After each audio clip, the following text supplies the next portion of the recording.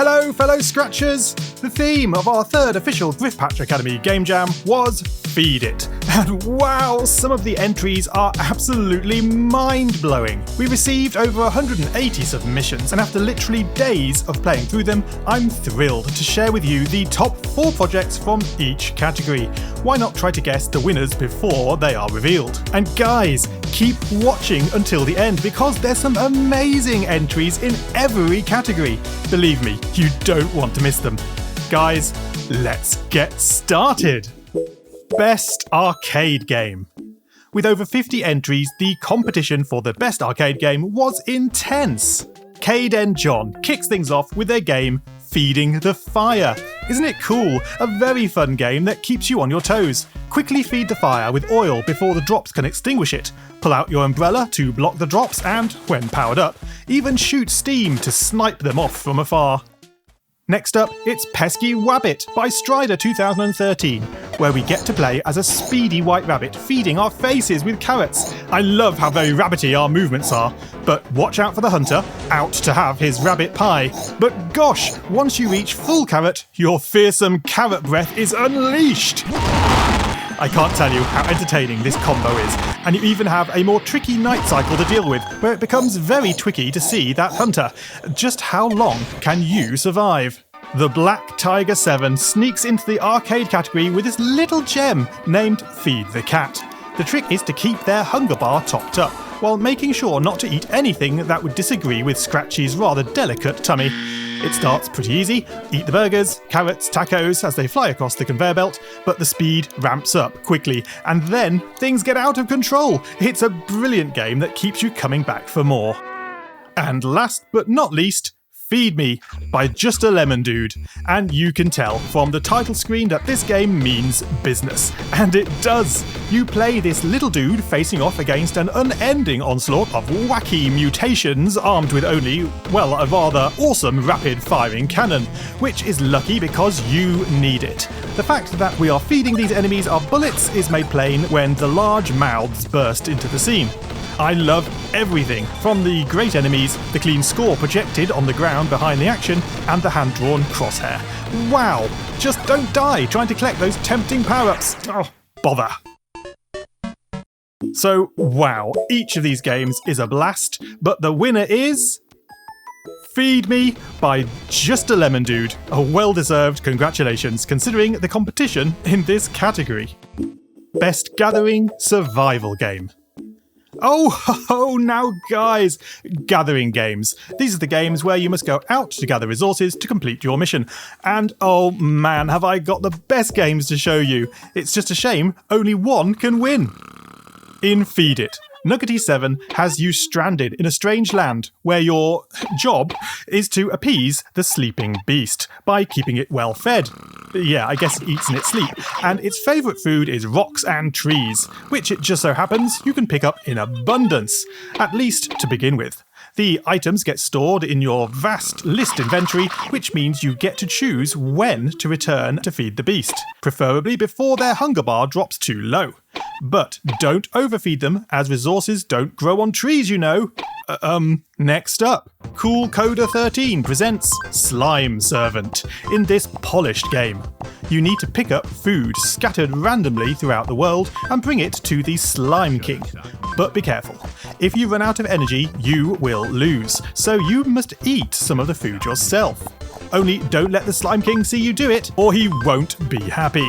It's a wonderfully addictive game, and I love going back to try and beat my last score. I just wish the key for eating food yourself was different to the pick up and give buttons because I kept accidentally eating when I was trying to give to the Slime King, and that's game over. Ugh. Nautical Nourishment by Werter4 is for those who like to explore the depths of the ocean. Initially, things look quite simple, but the controls and the visuals as you begin to dive deeper really start to draw you in.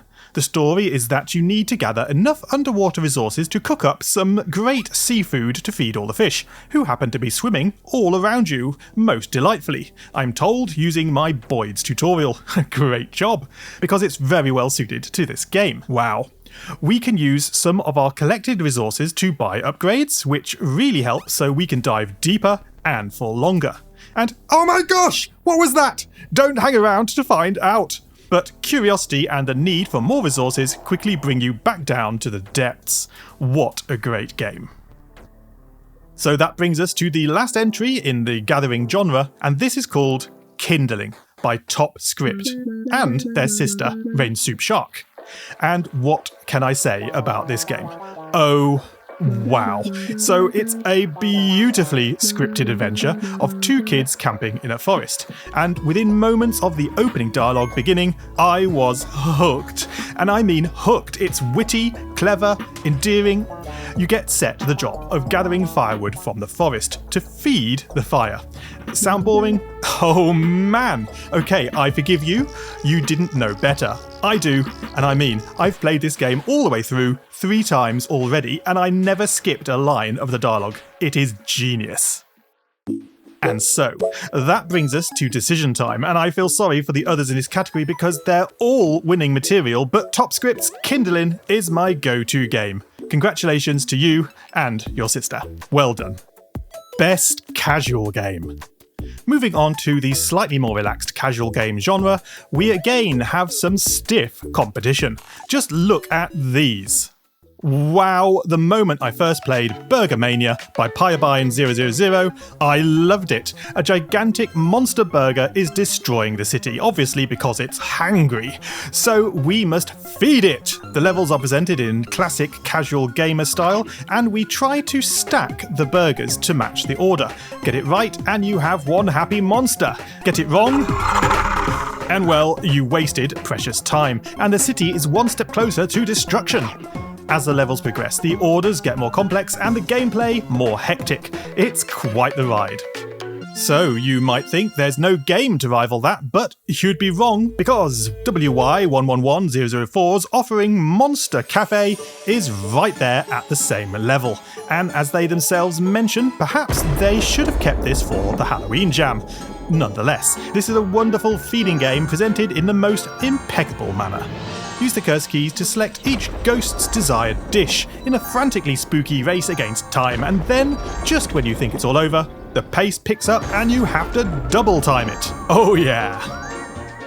And then we have Sling Feed by Scratcher Grieg96. And our poor Pooch is stranded on a distant island without food. Well, no problem. We have a handy catapult and a pair of fruit trees. What could go wrong? Each level, our dog sends us his daily food requirements, apples and oranges, and it's our job to get them to him.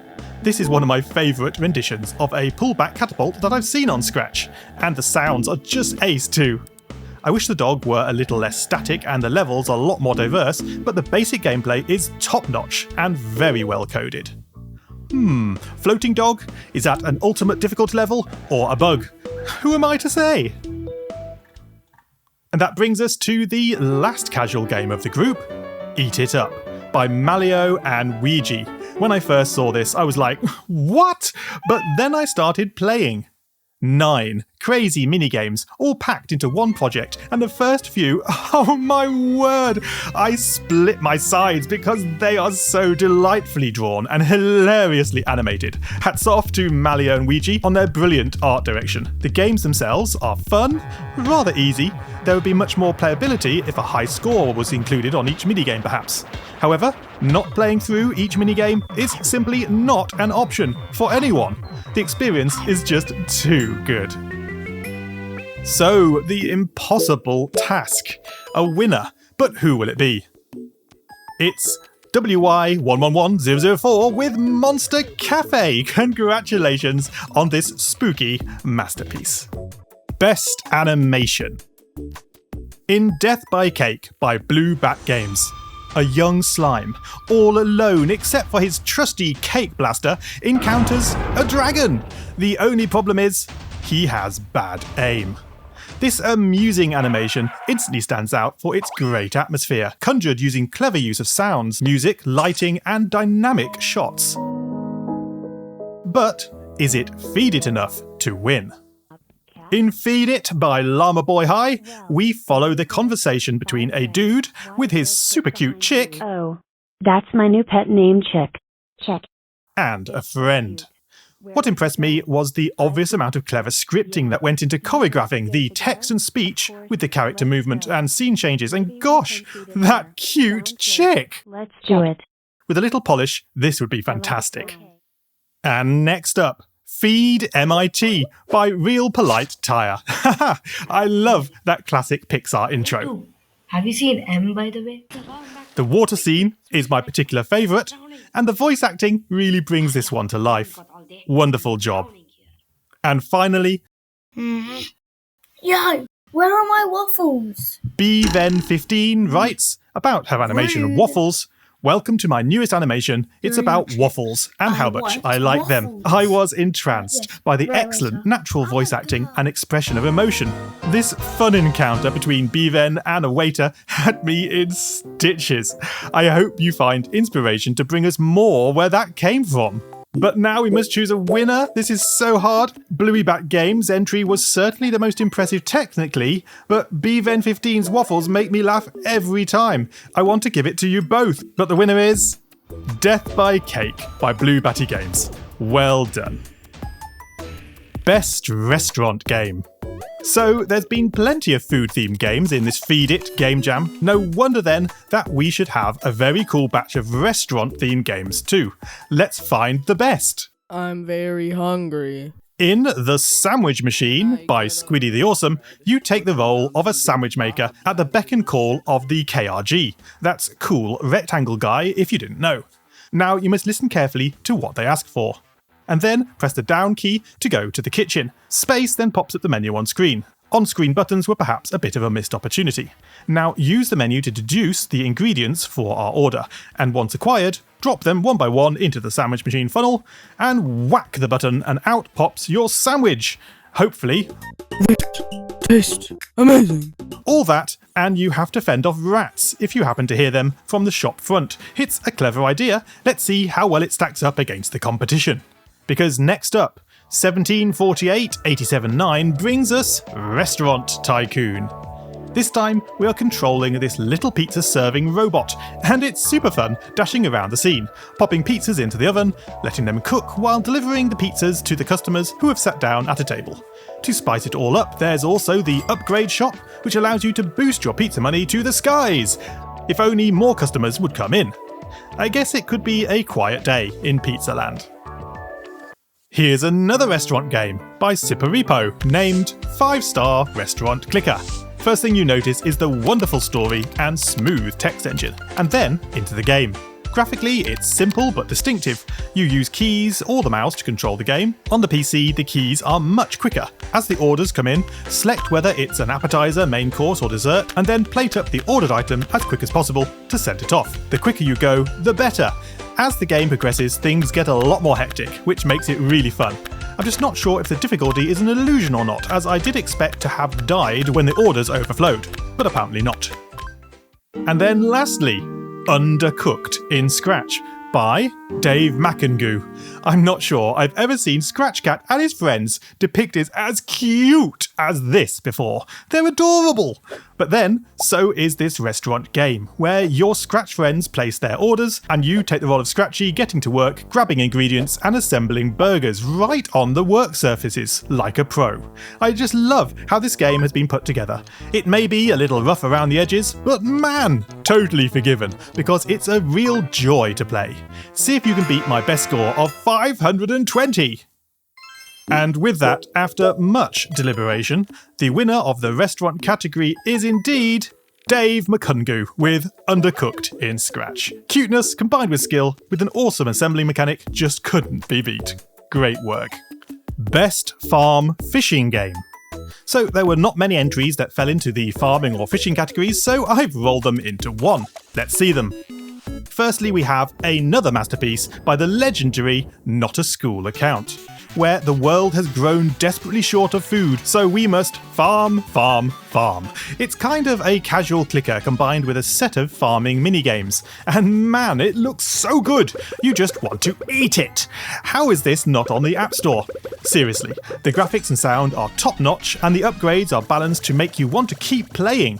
I'm not sure which zone in the fields, the fish, or the chicken coop drives the most income, but it's fun trying them all out. I think perhaps all it needs is some more idle income, where strategy can play more of a role, where you don't have to be present at all times. But seriously, wow.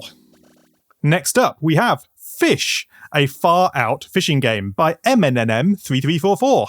Oh man, that poor cat. It's so hungry. We just have to feed it. If only we had some food. Well, no problem, let's fish. But first we need a rod. Not my first choice of walking mechanics. Great, got the rod, let's fish. And this is really fun. When you get a bite, you have to reel it in at just the right speed. And hopefully you don't get a boot. A boot. A boot. Haha! And then you get to sell it. I cannot wait to get enough to upgrade my rod. Yay! Yay! And then sell, sell, sell. Oh, what? Oh no! I think I was too eager to click the sell buttons and now I've broken the game. It's so unfair. And what about that poor cat? And now Pigs and Chickens. It's Animal Feeding by Krally Wally. And I really, really want to give these animals their food. I've only got a limited supply. But I'll be if they don't just keep walking right over it. It reminds me of my pet toad. But seriously, I feel like I may be missing something. Here, Piggy, free food, just open wide. Well, there's a shop where you can buy more tasty food. If only I could afford it. Yeah, this game looks nice. It scrolls and everything. I think somebody else must have played this just before me, and now the animals are all full. Yeah, that's it. So finally, Game Vision TV brings us Feed the Fish. Time to sit back and relax in this delightful aquarium simulation. Drop in some fish, Nemo, check, Dory, check, mustard, yep, and the exotic one, check. Spice it up with some nice furniture, and then the fun bit, throw in some food. Oh, thank heavens, these fish know how to eat. The happy sound of munching fish. So what do you think? Who wins this category? Yeah, it has to be Not a School Account with Farm, Farm, Farm. Well done on a wonderfully polished game. Best strategy / puzzle game. Everyone loves a puzzle, right? Well, okay, so Caged by Dabman67 is a horror survival puzzle. You find yourself on a ship in charge of feeding the beast. And there's really not much to go on. Can you piece together enough to both feed the beast and survive the night? Great atmospherics with a lot of potential. Oh, nice. The delightful Gobbles is a card game brought to us by Scratchy Longlegs25, where you have to take in the cute Gobbles, the brown cards, and then feed them using the purple cards, the food cards. But be careful to use the right combinations to feed them just enough, but not leave them hanging around too long, as they will just leave and you'll lose that round. I haven't quite grasped the intricacies of which Gobble likes which foods, but if I had plenty of time, I'd love to play all the way through, as it's a real treat with its cute graphics and pleasant narrated story. The user HollowSong has created this fascinating game, Dragons and Kingdoms, where we must protect your kingdom from the fearsome dragon. You do this by balancing your resources, planting fields of wheat to make bread, and stone to make bricks. The trick is that when the dragon attacks you, which he will do at certain times, you get to choose whether to feed them bread to buy yourself extra time to build up your resources, or, well, otherwise the dragon attacks, and then it's battle stations. Did you manage to construct a good defense? If not, then I'm afraid you don't stand a chance. On the other hand, with good logic solving, yeah, I don't think that dragon will be coming back in a... Oh my! Moving swiftly on. Feed It by RoboDog81 is our last puzzler. And we take ownership of a green, yet very friendly, pet Dot. Our goal is to take them safely through this maze, only they won't follow you unless you feed them a treat. The downside is that they get a little bigger with each feeding. The plus side is that they'll follow you for quite some time, until they lose interest. And then you just have to feed them again. Problem is, get too big and they won't be able to fit through these smaller gaps. I love the concept, and it certainly had me playing levels over and over again trying to get the best route, such that I could feed my pet just the right amount to get me safely to the exit. Very cool idea. But who do you think is worthy of the title of Best Puzzler Game? Gobbles by Scratchy Longlegs 25 for a very unique Feed It project that is worth exploring and will keep many a scratcher busy for some time to come. Excellent job. Special mention. And now, my friends, we come to a quick fire round of special mention projects. No specific game genres, just a lot of games that I really loved and wanted to share with you. Feed It by Natuno Game, a simple food collection game where you mustn't let the food touch the floor. Starts slow and gets frantic. I love it. I wonder how far people can go. Feed the Beast by NetherDragon222. Another Feeding the Beast style game. Sadly there's a bug so that you have to manually hide the thumbnail before you can actually play it. Please fix this because it's great. Because then you're treated to my favourite beast feeding animation of all time. I cannot get enough of these little pigs. This was my favourite frog game of the challenge. Always good to see a frog or two. You hop around catching the black and golden flies, but just be careful not to eat the infected red fly. Oh no! Feed the Klombo by VOE is probably the simplest Scratch project submitted, but this new Scratcher has somehow stumbled on a winning formula because it's using the when key press blocks. You have to stop moving to press space to eat the berry and get score. Holding it down can yield oodles of score if you time it right. But that Klombo moves around so randomly it's a real skill to know when to move and when to hold down space. I love it!